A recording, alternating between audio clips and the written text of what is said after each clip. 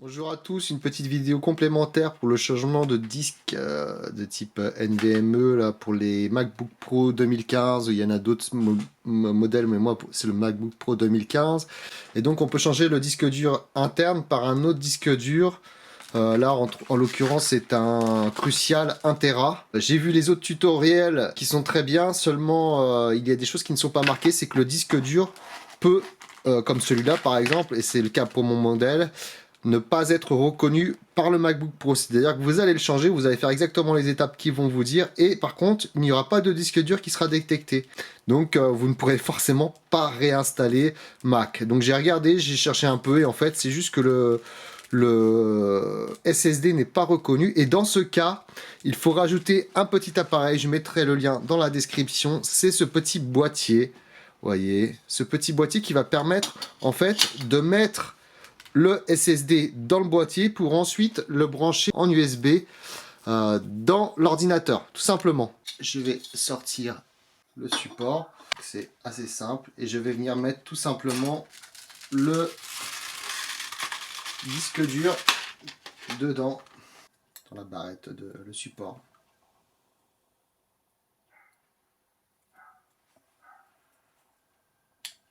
Et voilà. Et là, normalement, il doit y avoir une petite vis fournie avec, oui, pour pouvoir faire en sorte que la barrette vienne se coller tout simplement sur le support. Donc c'est fourni avec, vous aurez ça dans le boîtier. Alors une petite astuce, si vous le commandez chez Amazon, moi c'est ce que je vais faire, car je n'en ai pas l'utilité de ce boîtier là, il coûte quand même 30 €. C'est, je l'achète, je fais ma sauvegarde, je réexpédie et je suis remboursé, comme ça m'aura rien coûté. Voilà, vous faites comme vous voulez, mais moi c'est ce que je vais faire parce que voilà, c'est dommage, mais bon, c'est comme ça. Donc voilà, j'ai mis le petit support ici qui vient tenir la petite barrette SSD, et je vais maintenant le brancher sur le port USB à mon Mac pour voir s'il détecte le disque dur et le partitionner pour Mac, et pour que je puisse installer l'OS dessus, bien sûr, quand je vais le remettre dedans pour faire la réinstallation. Donc j'ai bien fait la sauvegarde avec mon disque dur externe pour Time Machine pour pouvoir réinstaller. Donc là je le branche, voilà. Et là ça me met, voilà, le disque que vous avez connecté n'est pas lisible par cet ordinateur. Alors là je fais initialiser. Là, donc là externe, il est là. Capacité 1 Tera. Effacer. Non. SSD, je marquais. Effacer. Et là, voilà, comme macOS étendu journalisé avec le nom SSD. Donc là, en fait, il va le rendre compatible au Mac, en fait. Et c'est ça qui m'empêchait de faire le changement de SSD. Je n'y arrivais pas. Voilà, montage du disque, démontage des volumes, effacement terminé, cliquez sur OK. Et là, voilà. Là, maintenant, j'ai mon SSD ici. Voilà. Donc là, je vais sur SSD. 1 Tera de volume, 1 MO utilisé, 979 disponible. Et là, je vais pouvoir tout simplement réinstaller, comme sur les tutoriels que je ne vais pas vous remontrer car il y en a plusieurs sur internet. Mais vous faites l'installation. Là, j'ai plus qu'à mettre ce boîtier-là, ce SSD dans l'ordinateur. Alors, une autre solution aussi, ce qui est possible de faire. Alors par contre, la différence avec ce qu'on peut voir dans les tutos où il réinstalle l'OS après sur le SSD vierge, moi je vous propose dans mon tuto en fait de réaliser ce qu'on appelle un clone de votre disque dur avant de l'installer dans l'ordi. Donc en fait là mon SSD de 1 Tera il est toujours ici, mais je vais faire un clone de mon SSD qu'il y a dans l'ordinateur, donc c'est un 256 Go, sur mon SSD externe.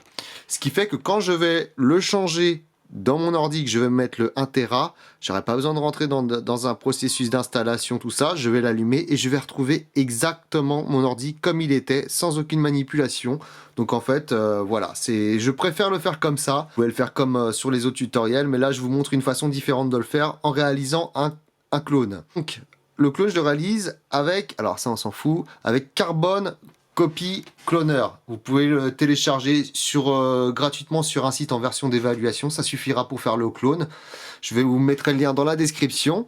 Donc, il demande copier tous les fichiers. Voilà, OK. Safety Net activé. Donc, choisir une source. Hop, Macintosh HD. Choisir une destination, le SSD. Autoriser à effacer le volume. Autoriser à effacer. Cliquez ici pour configurer l'exécution automatique des tâches. Hop, et là, il n'y a plus qu'à copier sur cloner. Donc là, installer, OK, l'utilitaire. Bon, ça, OK, hop. Et voilà, c'est parti. Le clonage démarre. Et donc, à la fin, donc ça prend un certain temps, bien sûr. Quand je réinstallerai le SSD, eh bien, l'ordinateur va démarrer tout seul. Ça s'est arrêté, c'est fini. Donc, il y a mon disque SSD à gauche et mon autre disque SSD Crucial que j'ai acheté à droite avec la copie clone. Donc là, j'ai plus qu'à changer le SSD et le mettre dans l'ordi. Je vais faire ça tout de suite. Donc là, je vais mettre une petite microfibre pour pas abîmer mon ordi.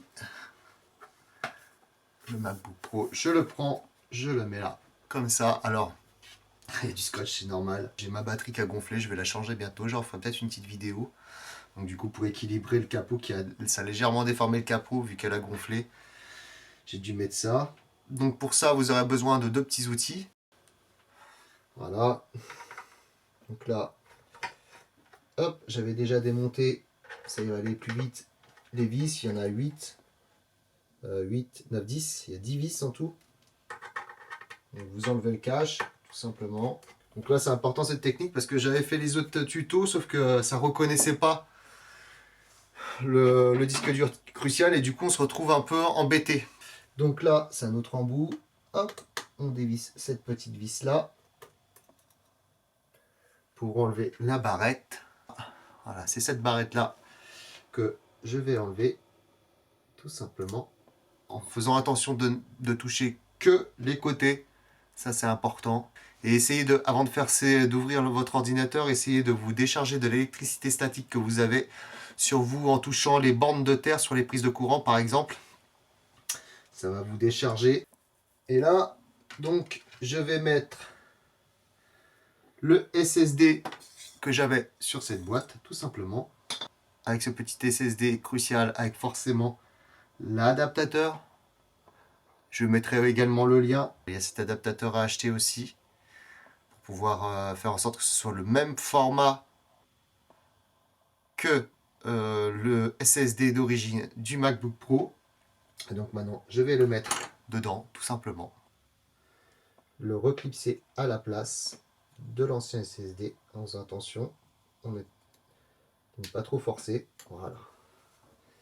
Et là, je vais tout simplement revenir mettre la vis de maintien. Alors, la vis de maintien du SSD est dans un pas légèrement différent que les vis. Donc là, je vais remettre le capot en provisoire parce que jusqu'à maintenant, j'ai jamais réussi à faire en sorte que ça fonctionne vu que je n'avais pas l'adaptateur pour reconnaître et cloner le SSD. Mais là, il n'y a pas de souci, ça devrait fonctionner. Et je remets quand même que 3 vis au cas où. Je remettrai les autres plus tard. Donc voilà, j'ai plus qu'à remettre mon ordi sur son socle. Hop, je rebranche les connectiques parce que j'ai ma carte son, j'ai tout un tas de choses, un deuxième écran. Et ça sera au bon vouloir de votre matériel. Et maintenant, je vais tout simplement le redémarrer. Allez, c'est parti, je vais le redémarrer tout de suite.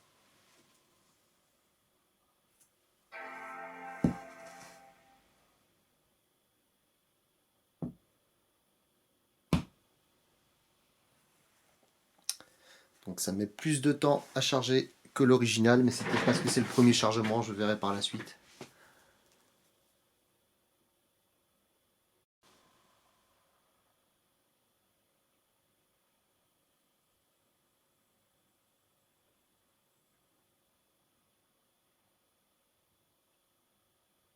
Et ben c'est bon, ça a démarré.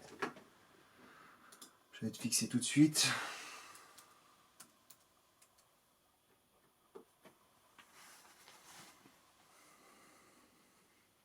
Parfait.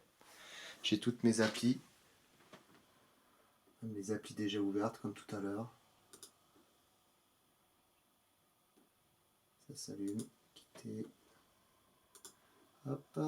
On va tout quitter. Ok, bon, bah, elle a l'air réactif.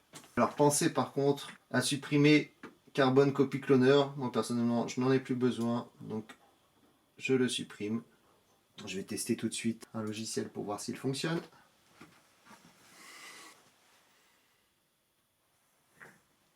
Voilà, c'est parfait, ça fonctionne. Nickel. C'est rapide, c'est fluide, c'est super. Voilà, c'est cool. Voilà, on peut voir 15 gigas utilisés, autre volume 164 gigas, ça c'est mes applications de son, de tout ce que j'ai, mes samples. Et j'ai donc 820 gigas de libre. Donc voilà, le disque dur fait son travail pour seulement une centaine d'euros. Passer de 256 à 1 Tera. Voilà, j'espère que ce petit tuto vous aura plu et je vous dis à bientôt pour de prochaines vidéos. N'hésitez pas à vous abonner à la chaîne.